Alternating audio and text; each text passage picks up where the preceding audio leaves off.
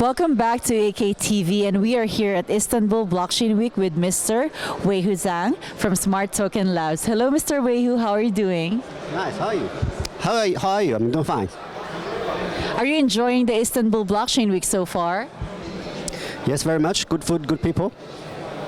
Awesome. So is it your first time to be in Istanbul? Second time, but I didn't do much the first time. How are you liking your second time this time around? I think there's much to be discovered. The next few days, I hope to visit a few places and get to know people. But right now, I'm mostly learning what's going on in the Web3 space in Turkey. I'm just waiting to be surprised. Okay, that's awesome. So, what do you think of the Turkish community so far? I see a lot of young people with a great vision, and they are very eager to try, and they believe the technology they have can do something, which is different than the general climate. I see a lot of hope going on there. I think it's a really good market and really good people. That's great. So would you please tell us a little bit more about Smart Token Labs? Smart Token Labs was created around the end of 2017. We are a group of roughly 40 people globally. We have a bit of people everywhere. I live in Europe. My teammates are based in Singapore, Australia, and China. So our focus is smart token, as you already know, and we have been working on proof of concepts and a few core technologies on making tokens smart in the last few years. That's awesome. So you have a very diverse team around the world. So we dive deep into this Smart Token Labs. So how does Smart Token Labs address the challenge of integrating tokenization with traditional enterprise systems, especially with companies that have been long established in the market? Can you please elaborate more on that? Thank you. It's a good question. So when you look at tokenization, there are three participants: the users who hold token, the issuers who makes token, and the business who wants to do something with the token. So an example might be the issuer of the Bored Ape token, and then there are e-commerce websites who wants to sell t-shirts related to that. So when we talk about enterprise, we are usually talking about the last group, because enterprise are not typical explorers. They are the late majority. So the way they think themselves should be is to provide services, provide services to token holders and recognize them. So because of this, we provide them with really basic tools, and we don't want them to connect to the blockchain with a lot of infrastructure challenge. We give them the NPM package, we give them the WordPress plugin, we give them the Shopify plugin. These are all working today, where they can just utilize our capacity to recognize token and run smart token code. That's a very interesting technology and plugins that you've been doing. So considering Turkey's unique economic and cultural landscape, how does Smart Token Labs customize or adapt its tokenization solutions to better cater to the needs of Turkish enterprises and their consumers?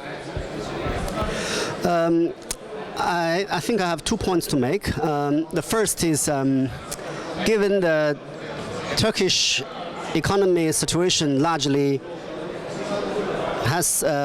largely relevant to Turkish lira. So the first thing that comes to my mind is how can business manage their revenue projection as well as their purchases through new technology in this environment. So for example, if we can tokenize car rental. Let's say the business will have a use for the car for different purposes throughout the year. And if the business can pre-purchase through some agreement the right to use these cars tokenized, and then they are okay with this resource, and that protects them from currency problems. And the other example might be the shops can pre-sell their products or float their products on the market, and then they get the stable revenue. Previously, it was only possible if you have a future market, but now with tokenization, we can do it on the final level, and we can allow the redeemer service automatically. So that's one thing. And the other thing is, what I observed is there is a strong sense of pride in Turkey. So Turkish people don't like the international giants to tell them how should the system work. Like it's not going to be very inspiring to the Turkish people that finally Uber is working in Turkey in the same way as it works in every other country. So given there's a local religious and cultural challenge, it's important to provide tools where Turkish business and startups can create their own ecosystem by making new tokens instead of relying on Google and central services to provide a variation of that service. So we are doing exactly that, giving them the tools to do this. It's amazing that Smart Token Labs provide these tools to help them out. So what do you think are the biggest challenge and opportunities for tokenization in the enterprise space?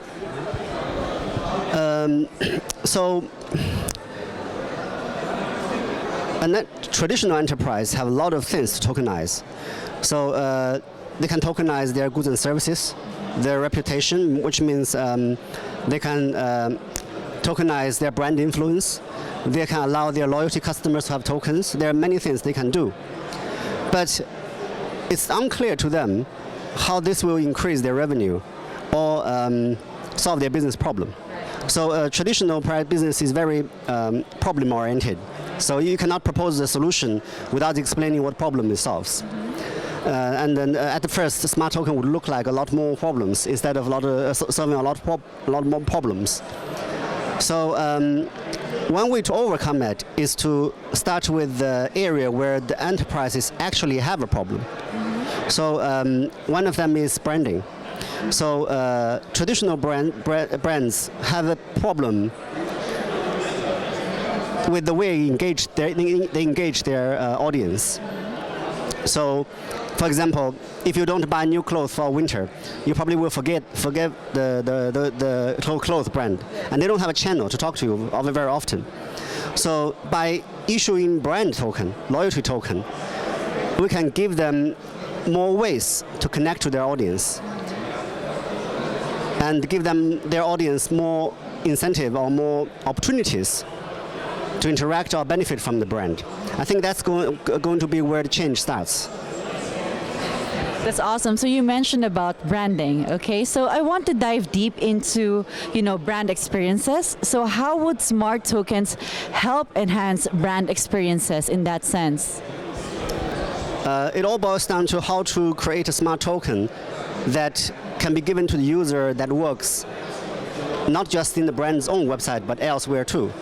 It's about giving the opportunity for the brands to interact where the users are. So if the user is in a computer game, then the token should be loaded and allow him to identify himself. Or if the user is on e-commerce website to get discount, or if the user is going to the stadium to get a special treat or a ticket entrance. So this previously was all done by the brands convincing all of the channel partners to have a back-end connection to their system, which is privacy invasive and have a lot of security problems, so it was rarely done successfully.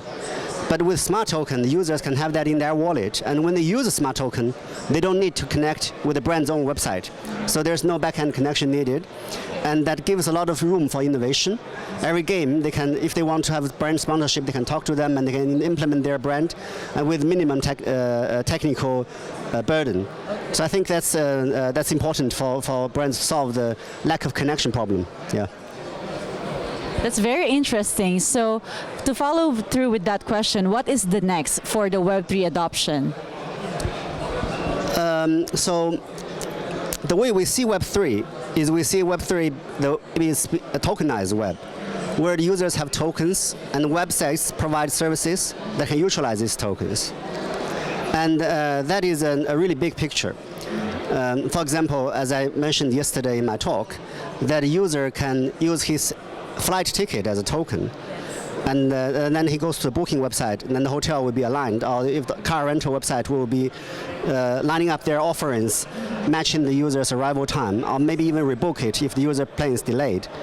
So these kind of utilities will change the way we use web by fundamentally. So we will not be flipping through different apps and trying to find functionalities and copy and paste. Everything will be working for the users. But the thing is, because it's not a evolutionary change, it's a revolutionary change. There's always a problem that who is going to adopt it first.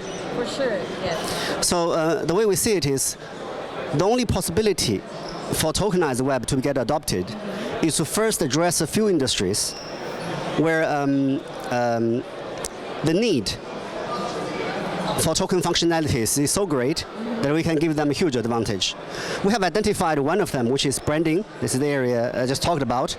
We're looking at other areas, and I think actually Turkey is a really good place where we can find the areas of connection. The reason being that in Australia, for example, or in the US and even in Europe, there have been infrastructure there to solve every problem. Very often, smart token is going to provide a little bit better improvement, the evolutionary improvement, while it requires technical change, a big technical change. So it's not going to be popular. So for example, if you tell the person in Singapore, your condominium can be tokenized. Anyone who only stay 1 day or 1 week, doesn't matter. They have this token, the door opens for them, and they can go to the barbecue place and the barbecue machine recognize it and gives you 3 hours usage. You can say that, but the Singapore company will say, we already use 13 different property management system, and yours sounds like a good addition to that, but then you are connecting to the blockchain and everything becomes more complicated. But in Turkey, we have this landscape where new technology is being fastly adopted, and old infrastructure was a step back, and the young people have a very different view about technology than old people. So potentially, we can find connection points where tokenization represents a leap forward and a meaningful to the business. We're still looking. It's good that you told us about, the tokenization, how it pushes us forward. So as for my last question, what can you say to the Smart Token Labs community and anything that they want to be excited about in the next few weeks coming from Smart Token Labs? So to our community member, we are going to produce a dozen and hopefully a few dozen experimental ways for the people, for our audience to experience what smart token can do. Understandably, this will not allow you to really actually buy from Audi or from McDonald's because they need to see existing success. But we created a lot of ways where you can have fun with this experience in our mini world, which is on the Smart Layer Network website. Have a good look at that, download and install the smart token we have, which is called Smart Layer Pass. And then you can interact with a few things we provided by following our guide. And then what you can do is to hold on to the idea and think, if we have smart token, what change you can bring to your industry, to your daily life. Maybe the first adoption market is where you are familiar, and maybe not we are familiar, but you are familiar and you can tell us. That's very revolutionary, what Smart Token Labs is offering us. So thank you so much, Mr. Weiwu, for having us here, and I hope you enjoyed the rest of your stay in Istanbul. Thank you. Thank you very much.